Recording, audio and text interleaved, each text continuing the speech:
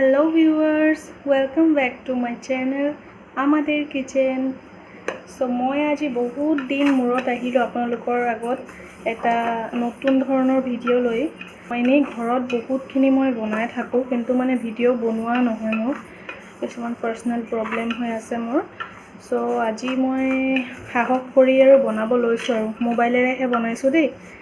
এনেই মানে মই বনাম বুলিকে ভিডিও বনাম বুলিকে মই একো সেটআপ কৰা নাছিলো। সো হেতু কাৰণে মই আজি আপোনালোকৰ কাৰণে দুটা নতুন ৰেচিপি লৈ আহিছো। সো এটা ৰেচিপি মই আগত বনাইছিলো ইলিশ মাছৰ ভাপা বুলি কয়, হেতু মই ওভেনত বনাইছিলো। আজি মই ওভেনত নবনাও, আজি মই দেশী পদ্ধতিত কেনেকৈ বনাই মই একদম ইজি পদ্ধতিত আপোনালোকক দেখুৱাম। আৰু এইখিনি যে দেখি আছে আপোনালোকে এইবোৰ হ'ল মুগু দালি। সো মই মোবাইলেৰে বনাইছো কাৰণে ভালকে ফোকাস হোৱা নাই, সৰি। ইলিশ মাছ দি পেলাই বনাম, সবেই জানে আৰু হিলসা বুলি কয় হয় নাই। সো হেতু কাৰণে মই বনাই আছো আজি মুগু দালি দি পেলাই ইলিশ মাছৰ যেটো মূৰ থাকে মানে মাথা, সেইখিনি মই ভাজি উলিয়াই থৈছো। একো নাই, জাস্ট নিমখ আৰু হালধি সানি পেলাই যেনেকৈ আমি মাছ ভাজো তেনেকৈ ভাজি লৈছো। আৰু মুগু দালিখিনি এফালে মই ভাজি আছো, বেছিকৈ নাভাজো মানে অলপ হালকা ভাজিম। এইখিনি কালাৰ চেঞ্জ হৈয়ে আছে, আপোনালোকে দেখিব ধৰিবই পাৰিছে বাৰু নহয় জানো। সো এতিয়া আমি মুগু দালিখিনি ভাজা হোৱালৈকে মই আপোনালোকক আৰু এটা সেটআপ দেখাই আছো। সো সেইফালে মই মুগু দালি ভাজি থকা অৱস্থাত মই এইফালে ইলিশ মাছটো ভালকৈ হালধি নিমখ সানি পেলাই জাস্ট অলপ সময়ৰ কাৰণে থৈছো, বেছি সময় নালাগে। আৰু এনেকৈ কেইটামান কেঁচা জলকীয়া ধুনীয়াকৈ কাটি থৈছো। আৰু ইয়াৰ লগতে মই এইফালে লৈ লৈছো আপোনাৰ সৰিয়হ পিহা। আগৰ ভিডিওটোত যোনে যোনে দেখিছে তেওঁলোকে গম পাইছে বাৰু। কেঁচা জলকীয়া আৰু সৰিয়হ মই একেলগে পিহি পেলাই পিহনাত বা মিক্সিত যিয়ে আপোনালোকৰ সুবিধা হয় তেনেকৈ মানে মিক্স কৰি পেলাই আপোনালোকে এনেকৈ বেটাৰ এটা বনাই ল'ব। মই বেটাৰটো দেখাইছো কেনেকুৱা কনসিস্টেন্সি লাগিব, জাস্ট এনে পাতল আৰু এনেকৈ। ইয়াৰ মাজত আৰু বস্তু দিম, মই সেইবোৰ দেখাই থাকিম। মই এইখিনি ৰেডি কৰি লৈছো এতিয়া বৰ্তমান। মই অলপ মেছি হৈ আছে বাৰু, বেয়া নাপাব আপোনালোকে। মই জাস্ট মানে আপোনালোকৰ লগত শ্বেয়াৰ কৰিম বুলিহে পটককৈ মই ভিডিওটো কৰি আছো।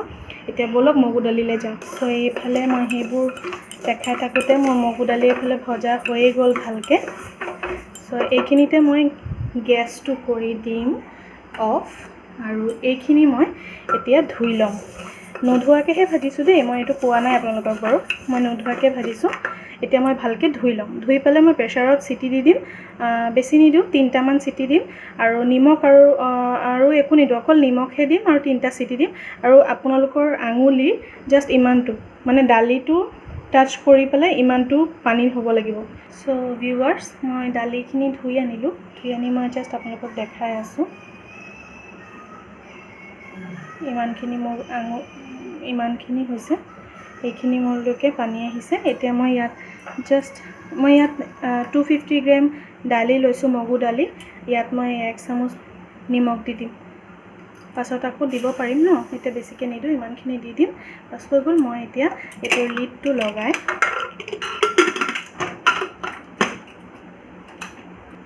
এইটো মই হাই ফ্লেমত নথওঁ, মই মিডিয়াম ফ্লেমত 3টা চিটি দি তাৰপিছত মই ভিডিওটো কণ্টিনিউ কৰি আছোঁ।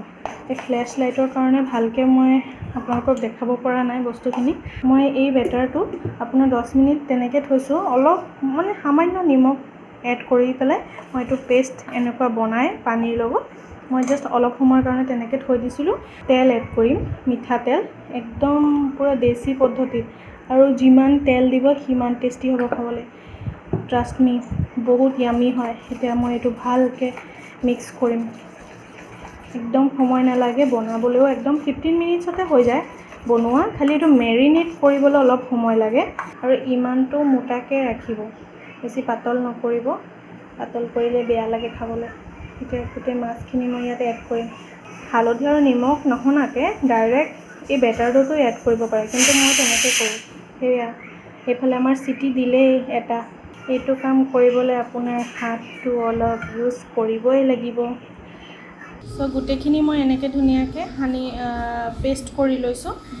আৰু গাইজ, এইটো এতিয়া ধুনীয়া আপোনালোকে ভিউ পাই আছে চাগে, কেমেৰা কোৱালিটি অলপ ভাল হৈছে চাগে, কাৰণ এইটো মোৰ পতিদেৱৰ মোবাইল মই পাইছোঁ। বৰ্তমান তেওঁ মোক আহি পেলাই কষ্ট লাগিলে চাগে মোক দেখি পেলাই যে মই সেইটো কাৰণে আপোনালোকে অলপ ভাল কোৱালিটি চাব পাৰিব এতিয়া ভিডিঅ'ৰ চ' এইখিনি মই সানি ধুনীয়াকৈ থৈ দিছোঁ 15 মিনিটছৰ কাৰণে মই এইটো ঢাকি থ'ম অ'কে চ' গাইজ মই মগু দালিখিনি এতিয়া নমাই আনিছোঁ দেখাই আছোঁ আপোনালোকক এয়া চব এইখিনি সিজি গ'ল বহুত গৰম দেই সেইটো এতিয়া ধুনীয়াকৈ ঢাকি থৈ দিছোঁ বৰ্তমান এনেকৈ থাকক কেৰাহীটো আপোনালোকে দেখিবই পাইছে অলপ অলপ পুৰি গ'ল এই মাছখিনি ভাজোঁতে পুৰিলে দেই আগত ধুনীয়াই আছিলে এইখিনি চব ধুনীয়াকৈ আছে এইখিনি মাছ ভজা তেলেই হয় মই এইখিনি যে ভাজিছিলোঁ সেইখিনি তেলেই হয় এইখিনি এতিয়া মই ইয়াত কি দিম আপোনালোকে জাষ্ট চাই থাকক 15 মিনিটছ এইটো বনিবলৈ লাগিব আৰু 15 মিনিটছ তাত মই মেৰিনেট হ'বলৈ থৈ দিছোঁ সেয়া মজ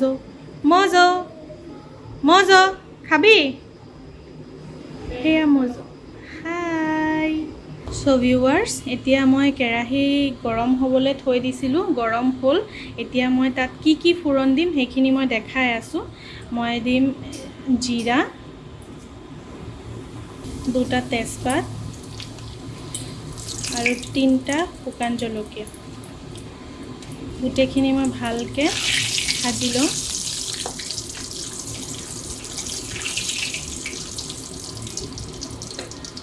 এইখিনি ভজা হোৱালৈকে মই মগু দালিটো ইয়াত ঢালি দিম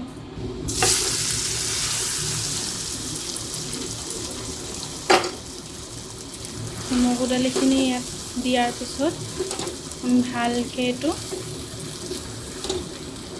অলপ হেৰি কৰি পেলাই মই ইয়াত দি দিম কেঁচা জলকীয়া আমি জাল বেছি খাওঁ কাৰণে বেছি জাল লাগে এতিয়া ইয়াত আৰু কিছুমান বস্তু দিম এতিয়া অলপ সময়ৰ কাৰণে ধৰি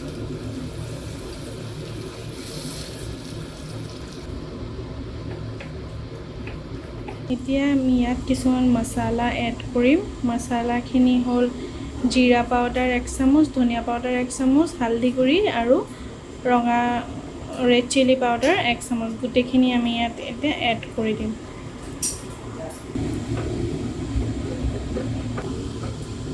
এইখিনি দি পেলাই মই অলপ সময়ৰ কাৰণে এইটো ৰেষ্টত থ'ম মাছখিনি এড কৰি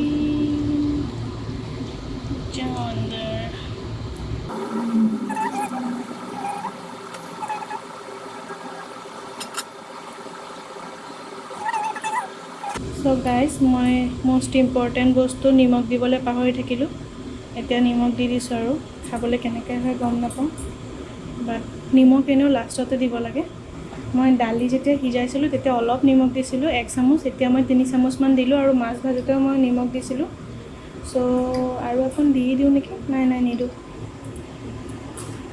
বেছি নিমখ হ'লে আকৌ কিবা ক'ব খাই এয়া ধুনীয়াকৈ হৈ গৈছে দেখিছেনে মাছখিনি এতিয়া সিজিব অলপ সময় আৰু বেছি গাঢ় হৈ গৈছে আপোনালোকে যদি কম মানুহ থাকে তেতিয়া এইটো কনচিষ্টেঞ্চি ৰাখিব বহুত মানুহ আহি গ'লে কি কৰিব গম পায় এনেকৈ পানী অলপ মিলাই দিব বাছ পাতল হৈ গ'ল এতিয়া ইয়াত 10-20 জনে খাব পাৰিব আৰু যিমান মানুহ বাঢ়ি থাকিব সিমান পানী মিলাই থাকিব 3 মিনিটৰ পিছত দেখিবলৈ কিছুমান এনেকুৱা হ'ব কেঁচা জলকীয়াৰ কালাৰ চেঞ্জ হৈ যাব মই এতিয়া ইয়াত গৰম মছলা এড কৰি আছোঁ 1 চামুচ এতিয়া মই ইয়াত এড কৰিম অন্নপূৰ্ণা ঘি এইটো সিক্ৰেট হয়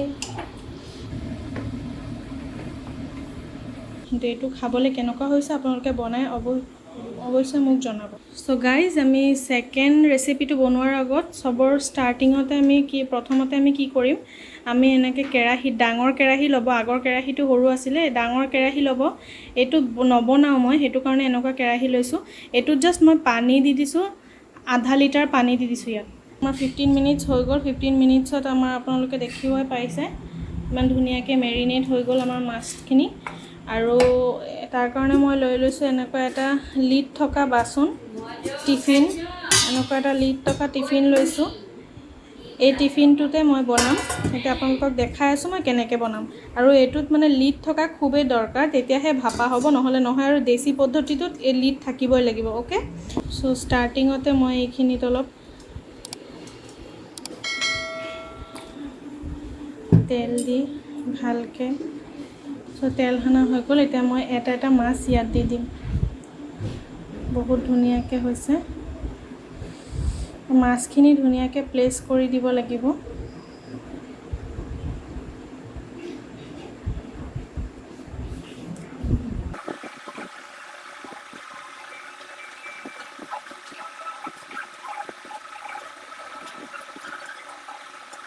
কেঁচা জলকীয়াখিনি মই এনেকৈ অলপ জাষ্ট কাটি লৈছোঁ এনেকৈ গোটেইখিনি মাছত মই এটাকৈ ধুনীয়াকৈ গাৰ্নিছ কৰি দিম সো গাইজ দেখিছে দেখি পেলাই খাবলৈ মন গৈ আছে ইমান ধুনীয়া হৈছে এতিয়া মই এইটো কি কৰিম এই লিডটো দি পেলাই এইটো বন্ধ কৰি দিম ভালকৈ পানী গৰম হৈ গ'ল এতিয়া মই এনেকুৱা এটা মই পাত্ৰ দিছোঁ আপোনালোকৰ ঘৰত যদি এনেকুৱা টাইপৰ ষ্টেণ্ড থাকে সেইটোও দিব পাৰে মই এইটো ইয়াত নবহে কাৰণে মই এইটো দিয়া নাই মই এইটো ইউজ কৰিছোঁ সো এতিয়া আমি ইয়াত যেতিয়া পানীখিনি টকবক কৰি দিব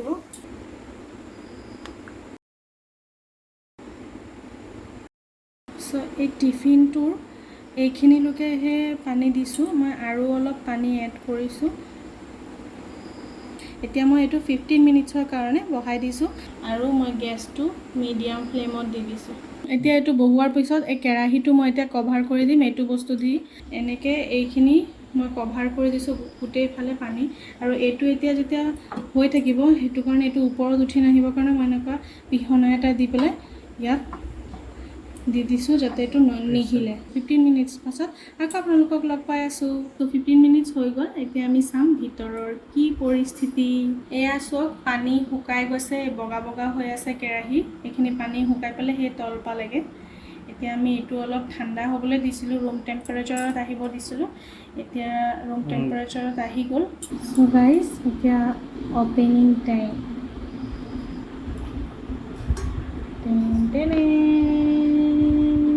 সো ইমান য়ামি হৈছে ইমান দেখিবলৈ ইমান ধুনীয়া হৈছে আপোনালোকে দেখিছে এইখিনি তেলখিনি আছে ইয়াত এইখিনি তেলখিনি এইটো খাব বগা ভাতৰ লগত আৰু আলহী আহিলে ঝটপট বনাই দিয়াৰ ৰেচিপি তো মই দুটা ৰেচিপি আপোনালোকক দেখাইছোঁ মগু দালি দি মাছৰ মূৰ ইলিছ মাছৰ মূৰ আৰু এইফালে সৰিয়হ দি পেলাই ইলিশ ভাপা দেশী পদ্ধতিত বনাইছোঁ দুটাই মানে অথেণ্টিক ডিছ হয় বেংগলীৰ আপোনালোকে প্লিজ বনাব আৰু যোনে মাছ ভাল পায় তেওঁলোকৰ কাৰণে বেষ্ট ডিছ হয় এইটো আৰু প্লিজ বনাব এনেকৈ বনাই খাব আৰু কেনেকুৱা লাগিছে ভিডিঅ'টো মোক জনাব ভিডিঅ'টো ভাল লাগিলে প্লিজ লাইক শ্বেয়াৰ আৰু কমেণ্ট কৰিব তেতিয়ালৈকে বাই বাই